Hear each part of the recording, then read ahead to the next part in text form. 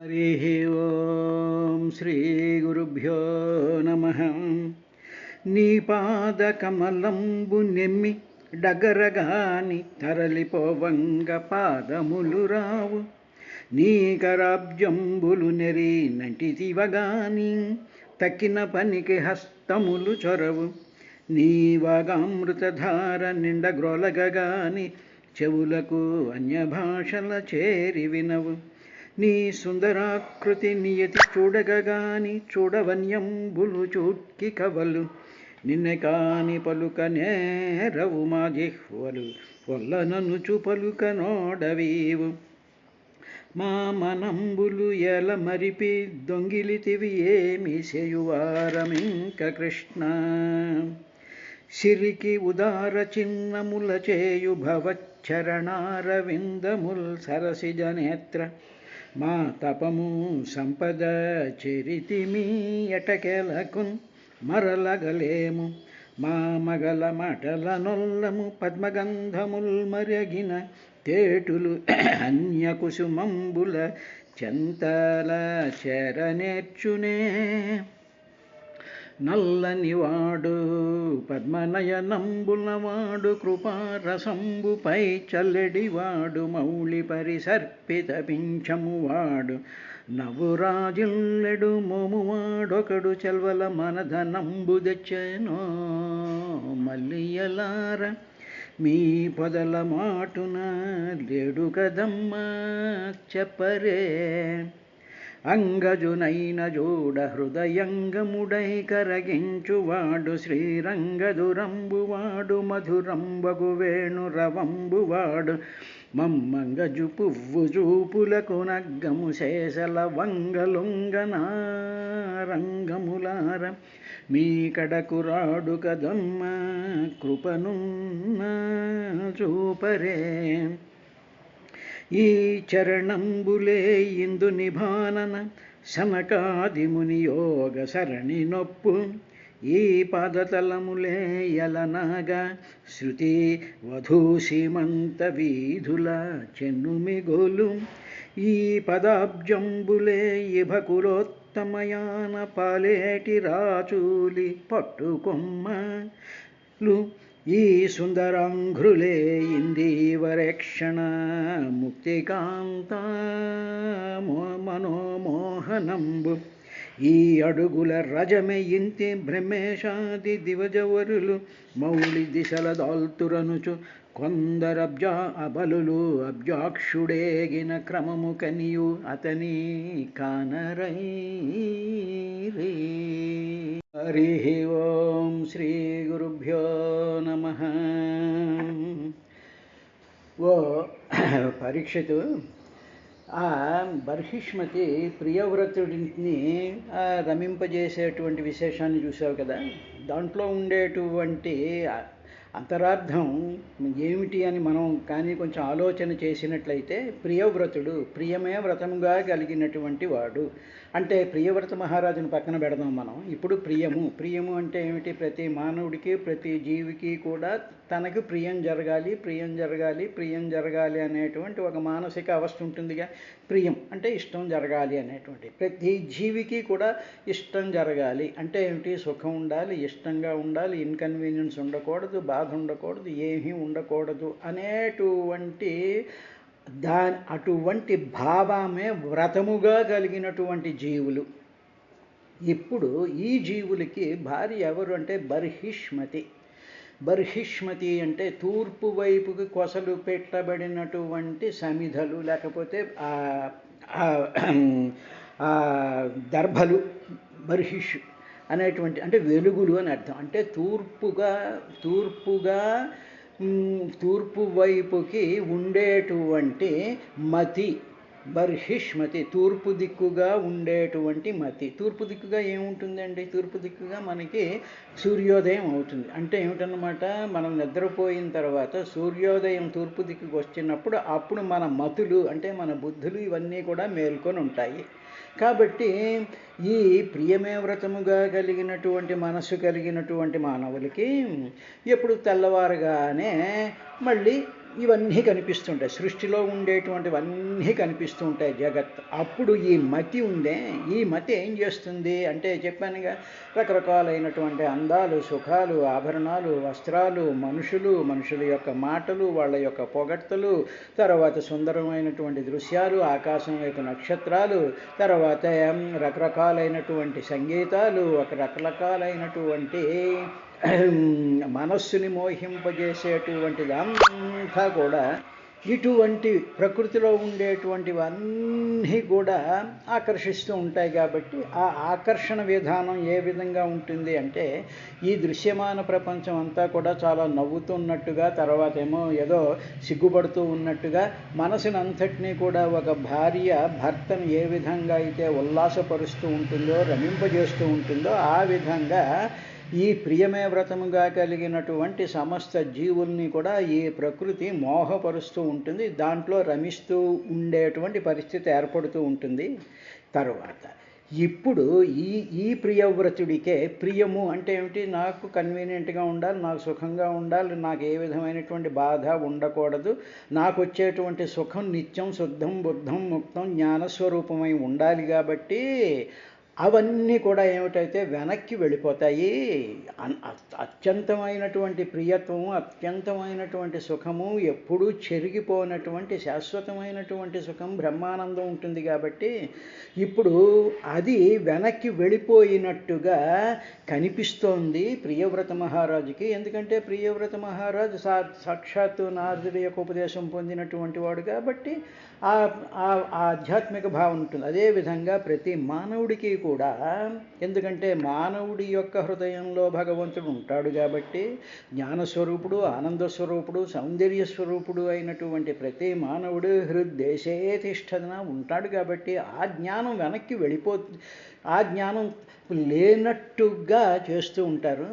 కాబట్టి ఇటువంటి ఈ రమింపజేసేటువంటి ప్రకృతిలో ఈ మనిషి నిజంగా ఇన్వాల్వ్ అయిపోతున్నప్పుడు తాను వివేకాన్ని కోల్పోయినట్టుగా కనిపిస్తూ ఉంటాడు. కానీ ఏ మనిషి కూడా వివేకాన్ని కోల్పోడు. ఎందుకంటే అత్యంత ప్రభావవంతమైనటువంటి జ్ఞానమైనటువంటి సత్యస్వరూపమైనటువంటిది మన హృదయంలోనే ఉంది. కాబట్టి ఓహో, మన హృదయంలో అది ఉంది కాబట్టి ఈ బాహ్య ప్రపంచంలో ఉండేటువంటి వ్యక్తులు, మాటలు, ఆభరణాలు, వస్తువులు, ఫోటోలు, కార్యక్రమాలు, వీటి మీద మన మనసు ఇన్వాల్వ్ అయిపోయేటప్పటికీ నిజంగా అది అసలైనటువంటి ఆనందం వెనక్కి వెళ్ళిపోతున్నప్పుడు అయ్యోయ్యో వెళ్ళిపోతోంది అని చెప్పి మళ్ళీ మనం దాన్ని ముందుకు ప్రొజెక్ట్ చేసుకుంటూ ఈ బాహ్యమైనటువంటి వీటినన్నిటినీ కూడా కట్ చేయటానికి ఆ కర్మబంధ ధ్వంసనకర్త అని చెప్పాడు అంతకుముందు. కాబట్టి ఆ పరమాత్మని ధ్యానం చేయాలయ్యా అని అన్వయాత్మకంగా అది అర్థమయ్యేటట్టు ఆ ఉదాహరణ ద్వారా సుఖబ్రహ్మ పరీక్షణ్ మహారాజుకు చెప్పిన తర్వాత ప్రియవ్రతుడు ఏం చేశాడు అనేటువంటి విషయాన్ని ఆయన ఫర్దర్గా ప్రొసీడ్ అవుతూ, యావదవభాసయతి సురగిరిమను పరిక్రమాన్ భగవాన్ ఆదిత్యో వసుధాతలం అర్ధన ఏవ ప్రతపత్యద్ధేనావచ్ఛాదయతి తదా హి భగవదుపాసనా ఉపచిత అతి పురుష ప్రభావః తత్ అనభినందన్ సమజవేన రథేన జ్యోతిర్మయేన రజనీమపి దినం కరిష్యామీతి సప్తకృత్వస్తరణి అనుపర్యక్రామ ద్వితీయ ఇవ పతంగః అని చెప్పాడు. ఏమిటి చేశాట ప్రియవ్రత మహారాజు? ఓ పరీక్షితు, ఈయన ఏం చేశాడంటే, భగవాన్ ఆదిత్య, భగవంతుడైనటువంటి ఆదిత్యుడున్నాడే, ఆయన ఏం చేస్తూ ఉంటాడు అంటే, ఎంత యావత్ వసుధాతలం అవభాసయతి సురగిరిం అనుపరిక్రమాన్, ఈయన ఈ ఆదిత్యుడు మేరు చుట్టూ, సురగిరిం అంటే దేవతలు నివాసం ఉండేటువంటి పర్వతాన్ని మేరు పర్వతం అంటారు. ఆ మేరు పర్వతం చుట్టూ ఈ ఆదిత్యుడు ప్రదక్షిణ చేస్తూ ఉంటాడు. ఇలా ప్రదక్షిణ చేస్తూ ఉండేటప్పటికి ఏమవుతోంది అంటే వసుధాతలం అవభాసయతి, అంటే భూమండలంలో ఒక సగభాగం మాత్రమే, అర్ధేన ఏవ సగభాగం మాత్రమే సూర్యుడి యొక్క కాంతి పడుతోంది, మిగతా సగం పడటం లేదు అని అర్ధేన అవచ్ఛాదయతి, మిగతా అర్ధభాగాన్ని అవచ్ఛాదయతి, కప్పేస్తున్నాడు, చీకటితో కప్పేస్తున్నాడు అన్న సంగతి ప్రియవ్రతుడికి తెలిసింది. అంటే ఇప్పుడు మామూలుగా మనం చూసే అంతే కదా, మనకేమో పగలైనప్పుడు అటు వెనకాల ఉండేటువంటి వాళ్ళకి అదే అమెరికన్స్కి వాటికి కూడా చీకటి పడుతూ ఉంటుంది కదా. అంటే ఏమిటన్నమాట, సూర్యుడి యొక్క చలనం తర్వాత భూమి యొక్క చలనం వల్ల సగభాగం ఏమో వెలుగుతూ ఉంటుంది, సగభాగం ఏమో చీకట్లో ఉంటూ ఉంటుంది. కాబట్టి ఈ సగభాగం చీకట్లో ఉంటుంది అనేటువంటి విషయాన్ని చూసినటువంటి ఆయన ఏం చేశాడు అంటే, ప్రియవ్రతుడు ఏం చేశాడు అంటే, అనాభినందన్ ఇష్టపడలేదు ఆయనకి. మొత్తం భూమండలం అంతా కూడా వెలుగుతో నిండిపోవాలి తప్ప సగభాగం ఉండి సగభాగం చీకట్లో ఉండడం ఏమిటి అనేటువంటి ఆయనకి అనాభినందన్ ఇష్టపడలేట. అప్పుడు ఏం చేశాడంటే ఈ ప్రియవ్రతుడు, ఓ పరీక్షితు, సప్తకృత్ పతంగ ఇవ తరణిం అను పర్యక్రమాత్, ఏం చేశాడంటే పతంగ ఇవ, తాను కూడా సూర్యుళ్ళగా, అందుకని ఏంటి మామూలుగా ఆదిత్య హృదయంలో పతంగ ప్లవపతంగ అనేటువంటి నామం, ప్లవమాన పతంగ అనేటువంటి పేరుంది. పతంగము అంటే అందులో ఎగిరేటువంటి, అంటే ఆకాశంలో స్పేసులో తిరిగేటువంటి సూర్యుడిలాగా ఈయన ఏం చేశాడు అంటే తరిణిం అను, ఆ సూర్యుడిని అనుసరిస్తూ ఈయన కూడా ఏం చేశాడంటే ఒక రథాన్ని ఎక్కి, రథేన సమజవేన రథేన, అంతే సూర్యుడు ఎంత వేగంతో అయితే ప్రదక్షిణ చేస్తున్నాడో అంతే వేగంతో తాను కూడా ఒక రథాన్ని, జ్యోతిర్మయేన ఒక రథాన్ని ఎక్కి సూర్యుడిని అనుసరిస్తూ, సూర్యుడు ఎంత వేగంగా తిరుగుతున్నాడో సమజవేన అంతే వేగంతో ఈయన తిరుగుతూ ప్రదక్షిణ చేయడం. అలాగే 7 సార్లు, సప్తకృత్వ 7 సార్లు ఆయన ప్రదక్షిణ చేసి ఆ మొత్తం భూమండలం అంతా కూడా వెలుగులతో నింపేటువంటి విధంగా చేశాడయ్యా. ఇప్పుడు ఆ రథం అంటే ఆ జ్యోతిర్రథము ఎక్కేటువంటిది ఈయనకి ఎలా వచ్చింది అంటే భగవద్ ఉపాసన, భగవంతుణ్ణి ఉపాసించడం వల్ల, ఉపచిత అతి పురుష ప్రభావ, భగవత్ ఉపాసన ఉపచిత అతి పురుష ప్రభావ, అంటే భగవంతుడిని ఉపాసించడం అనేటువంటి స్థితి వల్ల ఈయనకి మానవాతీతమైనటువంటి మహిమ కలిగింది ప్రియవ్రతుడికి. అందుకని he could be able to travel with the speed of sun around the earth. Or ఇంకొక విధంగా కానీ మనం మామూలుగా ఇప్పుడు మనకున్న ఐడియా ప్రకారం భూమి 1676 కిలోమీటర్లు పెర్ అవర్ తిరుగుతూ ఉంటుంది. అంటే 1600, ఒక గంట అయ్యేటప్పటికి 1676 కిలోమీటర్లు ఆ సర్క్యులర్ పాత్లో తిరుగుతూ ఉంటుంది. అంటే ప్రియవ్రతుడు ఏం చేశాడనమాట, తాను కూడా సూర్యుడితో సమానమైనటువంటి వేగంతో he started moving around the earth, అంత దాంతో బయలుదేరాడు. ఏ విధంగా బయలుదేరాడంటే భగవద్ ఉపాసన బలంచేత, ఉపచిత అతి పురుష ప్రభావ, మానవాతీతమైనటువంటి శక్తి చేత ఆయన ఆ భూమండలం చుట్టూ సూర్యుడితో సమానమైనటువంటి వేగంతో తిరిగి ఆ మేరు పర్వతం చుట్టూ 7 సార్లు ప్రదక్షిణ చేశాడయ్యా. చేశాడు ఆయన అన్నాడు. అనేటప్పటికీ ఇక్కడ దీంట్లో ఉండేటువంటి అర్థం ఏమిటండి అని మనం జాగ్రత్తగా గమనించినట్లయితే, ప్రియవ్రతుడు అనే ఇప్పుడు మామూలుగా భూమి మీద ఉన్నాడు అనుకోండి, మానవుడు ఉన్నాడు అనుకోండి, మానవుడు ఏం చేస్తాడు, 12 గంటల పాటు వెలుగులో ఉంటాడు, అంటే జాగ్రత్తావస్థలో ఉంటూ ఉంటాడు. తర్వాత ఏమవుతుంది, మిగతా 12 గంటలు ఏదో రాత్రి అవగానే మళ్ళీ నిద్రపోతూ ఉంటాడు. నిద్రపోతూ ఉండేటప్పటికి అప్పుడు ఏమిట్లో ఉంది, అప్పుడు ఏమిటుందన్నమాట, జాగ్రత్తావస్థలో ఉండేటువంటి చైతన్యం ఉందే, వెలుగుందే, ఆ తెలుసుకునేటువంటి జ్ఞానం ఉందే, ఆ జ్ఞానం ఏమైపోతుందన్నమాట, సుప్తమైపోతుంది. అంటే అది ముడుచుకుపోయి లోపల ఉండిపోతుంది. మిగతా 12 గంటలు భూమండలము అంటే ఇక్కడ భౌతికమైనటువంటి శరీరంలో ఉండేటువంటి సప్తధాతువులు, ఈ జ్ఞానేంద్రియాల యొక్క ప్రకోపాలు, కర్మేంద్రియాల యొక్క పనులు, ఇవన్నీ కూడా ఏమైపోతాయి? ఆ అర్ధభాగం ఆ చీకట్లో ఇవన్నీ సుప్తంగా ఉండిపోతాయి. కానీ జ్ఞానేంద్రియాలు తరువాత సూర్యుడి యొక్క వెలుగు అంటే పరమాత్మ యొక్క ఆ జ్ఞానం, సత్యం జ్ఞానం అనంతం బ్రహ్మ అనేటువంటిది అది నిరంతరము కూడా మానవుడి యొక్క ఆ స్థితిలో అంటే పదార్థంతో కూడుకున్నటువంటి మానవుడి యొక్క శరీరంలో 24 గంటల పాటు జ్ఞానస్వరూపమైనటువంటి సూర్యుడి యొక్క ఆ వెలుగు, ఆ స్పృహ, ఆ జ్ఞానం నిరంతరము వెలగాలి అనేటువంటి ఆ కోరికని, ఆ ప్రియత్వాన్ని ఈ ప్రియవ్రతుడు చేశాడు అని అర్థం స్ఫురించేటట్టుగా ఆయన చెప్పాడు. ఇలా తిరుగుతూ ఉండేటప్పుడు ఏం జరిగింది అనేటువంటి విషయాన్ని చెప్తూ, ఏవా ఊహ తత్ రథ చరణ నేమి కృత పరిఘాతాస్తే సప్తసింధవ అసన్యత ఏవ కృతా సప్తభువోద్వీపా. ఓ పరీక్షితు, ఈయన రథం మీద ఎక్కి ఇలా తిరుగుతూ ఉన్నాడు కదా. తిరుగుతూ ఉండేటప్పుడు సూర్యుడితో సమానమైనటువంటి వేగంతో భూమి మీద ఆయన తిరుగుతూ ఉన్నాడు. ఇలా తిరుగుతూ ఉండేటప్పటికీ ఆయన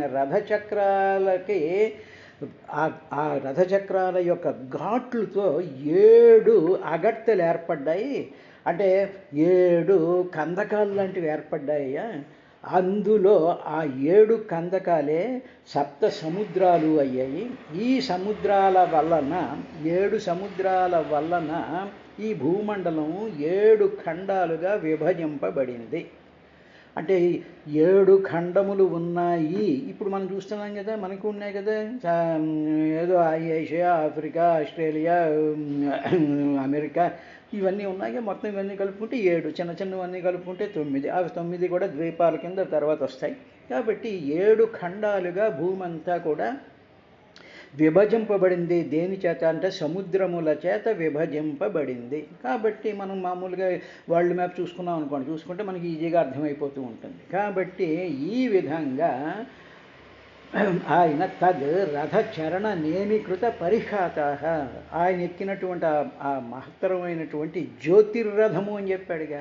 అంటే ఏమిటన్నమాట, అది చీల్చేసేటువంటిది. అంటే ఇది ఆ వెలుగులతో ఉండేటువంటి రథం మీద ఈయన భూమండలం చుట్టూ ప్రదక్షిణ చేస్తూ ఉండేటప్పుడు సూర్యుడితో సమానమైనటువంటి వేగంతో అప్పుడు కట్ అయిపోతూ ఉంటుంది. కట్ అయిపోయి 7 అగడ్తల కింద ఏర్పడి దాంట్లో సప్త సముద్రాలు కూడా ఏర్పడ్డాయా అని చెప్పిన తర్వాత, జంబు ప్లక్ష్మ సాల్మిన కుశ క్రౌంచ శాఖ పుష్కర సన్యాస్తేషాం పరిమాణం పూర్వస్మాదుత్తరో యథా సంఖ్యం ద్విగుణమానేన బహిః సమంతత ఉపక్లుప్తాః. ఆ తర్వాత ఏమైంది, జంబు, ప్లక్షము, కుశము, క్రౌంచము, శాఖము, పుష్కరము అనేటువంటి ఆ ద్వీపాలు 7 ద్వీపాలు ఫార్మ్ అయ్యాగా. ఆ 7 ద్వీపాల పేర్లు ఇవేయ. జంబు, ప్లక్షము, కుశము, క్రౌంచము, శాఖము, పుష్కరము అనేటువంటి 7 ద్వీపాలు ఏర్పడ్డాయి. ఈ ఒక్కొక్క ద్వీపము అంటే ఏంటి, ఐలాండ్. మామూలుగా ఐలాండ్స్ అని మనం ఐలాండ్స్ అంటే చిన్న చిన్నవి కాదు, ఇది పెద్దవైనటువంటి ఐలాండ్. సముద్రాల చేత భూమండలం కట్ చేయబడినటువంటిది. ఇది మామూలుగా జియోఫిజిక్స్లో చాలా అద్భుతమైనటువంటి థియరీ. 1967లో వెజినర్ అనేటువంటి ఒక శాస్త్రవేత్త ఈ సముద్రాలు ఎలా ఏర్పడతాయి, సముద్రాలు ఏర్పడినప్పుడు ఏకాండిగా ఉండేటువంటి భూమండలం అంతా కూడా మొక్కల కింద విభజింపబడింది అనేటువంటి థియరీలు ఉన్నాయి. అవన్నీ ఇప్పుడు మనకు అనవసరం. కానీ దాన్ని సమ్మరైజ్ చేస్తూ భూమండలం మీద 7 రకాలైనటువంటి ద్వీపాలు ఉన్నాయ్యా. ఆ ద్వీపాలు, ప్రతి ద్వీపము కూడా అంటే ప్రతి ఖండము, మనకి ఈ ఖండాలన్నీ కూడా సముద్రాల చేత సెపరేట్ చేయబడినటువంటివి అనేటువంటి ఆ జాగ్రఫికల్ సిచ్యువేషన్ను ఈయన చెప్తున్నాడు. ఎందుకండి ఈ జాగ్రఫికల్ సిచ్యువేషన్ చెప్పాలంటే ఈ ఖండాలలో, ఈ సముద్రాలలో, సమస్తమైనటువంటి సముద్రాలలో జీవరాశులు ఉత్పత్తి అవుతుంటాయి. ఈ జీవరాశులు ఉత్పత్తి అయినటువంటివి జలచరాలు, భూచరాలు అనేటువంటి మెయిన్లీ టూ టైప్స్ ఆఫ్ ప్రాణికోటి ఉండడానికని చెప్పి ఈ భూమండలంలో ద్వీపాలు ఏర్పడ్డాయి, సముద్రాలు ఏర్పడ్డాయి. ఇవి ముందు తయారు చేసిన తరువాతే ఈ సమస్తమైనటువంటి జీవరాశులు భూమండలం మీదకి వస్తాయి అని చెప్పి భూమండలం మీద ఈ జీవరాశులు ఇలా ఉండడానికి కారణము అని మొట్టమొదట ఆ ఎన్విరాన్మెంటల్ ఎఫెక్ట్ని కళ్ళ ముందు జాగ్రఫికల్ లొకేషన్స్ని సుఖబ్రహ్మ పరీక్షణ్ మహారాజు చెప్తున్నాడు. ఇదంతా కూడా ఎవరు చేశారు అంటే ఐన్స్టీన్ చేయలేడు, లేకపోతే ట్రంప్ చేయలేదు. ఇవన్నీ కూడా భగవంతుడి యొక్క శక్తి వల్ల జరిగింది.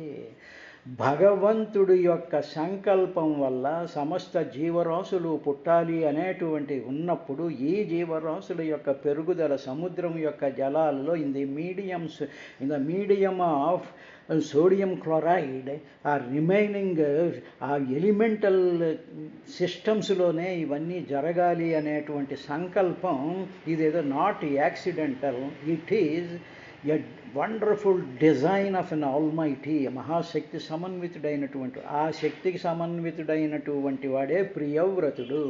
అంటే ఏమిటన్నమాట, సమస్త జీవులు కూడా ప్రియంగా, సంతోషంగా, సుఖంగా పుట్టి జీవనాన్ని గడుపుతూ భూమండలంలో ఉంటూ సముద్ర జలాల ద్వారా ఇవన్నీ ఉత్పత్తి అయ్యేటువంటి పరిస్థితిని చాలా సింపుల్గా ఒక చిన్న కథ రూపంలో ఆయన చెప్పాడయ్యా.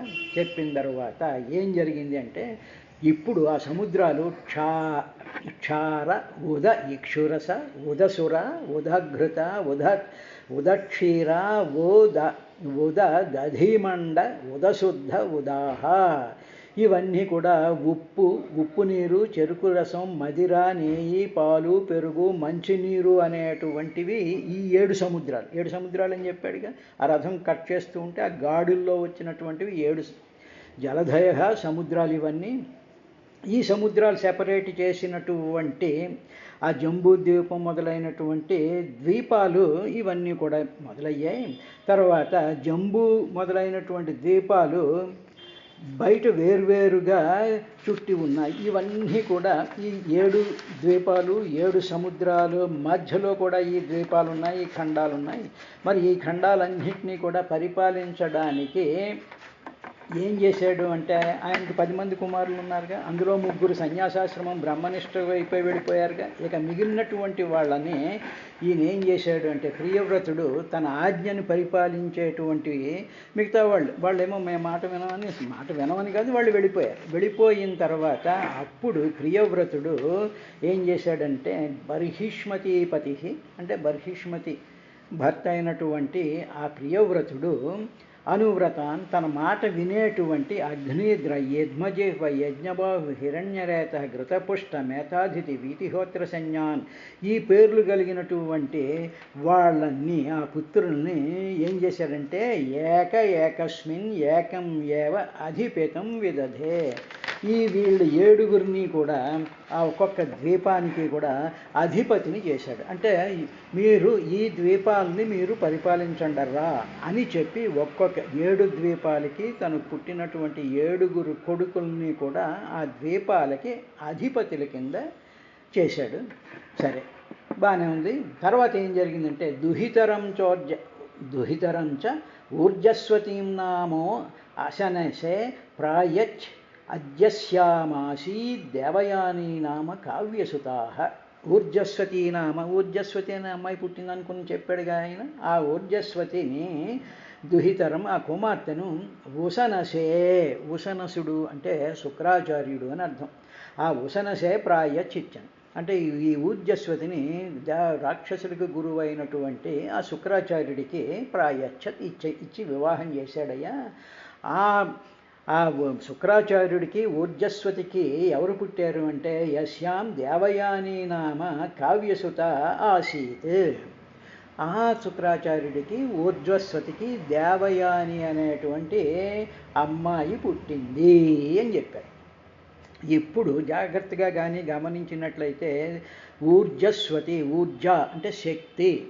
తర్వాత ఆ శక్తికి ఎవరు పుట్టారంటే దేవయాని, దేవ వెలుగులలోకి యానము ప్రయాణం చేసేటువంటిది అదనమాట.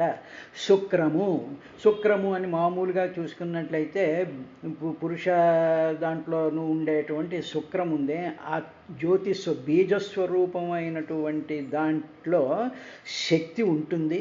ఆ శక్తి రెండు విధాలుగా పనిచేస్తూ ఉంటుంది. ఒక శక్తి ఏమో, ఒక పార్ట్ ఆఫ్ దట్ శుక్రంలో ఒక శక్తి ఏమో దేవయానం వైపుకి వెళ్ళేటువంటి విధంగా ఉంటుంది. రెండోది ఈ భూమండలంలో ఉండేటువంటి ఈ మోహంలోకి పడేటువంటి విధానంగా ఉంటుంది. కాబట్టి శుక్రుడు మామూలుగా ఏం చెప్తూ ఉంటారంటే శృంగారానికి, స్త్రీ మోహాలకి దీనికి సంబంధించినటువంటి ఆ ప్రేమతత్వానికి సంబంధించినటువంటిది శుక్రగ్రహం అనేటువంటిది మామూలుగా ఉంటుంది. At the same time Urjasvati కలగడం వల్ల ఆ ఊర్జము, ఆ దైవ సంబంధమైనటువంటి శక్తి కలగడం వల్ల వాళ్ళకి దేవయాని అనేటువంటి అమ్మాయి పుట్టిందయ్యా అని చెప్పిన తర్వాత ఆయన ఏం చెప్పాడు అనేటువంటి విశేషాన్ని రేపటి కార్యక్రమంలో చూద్దాం.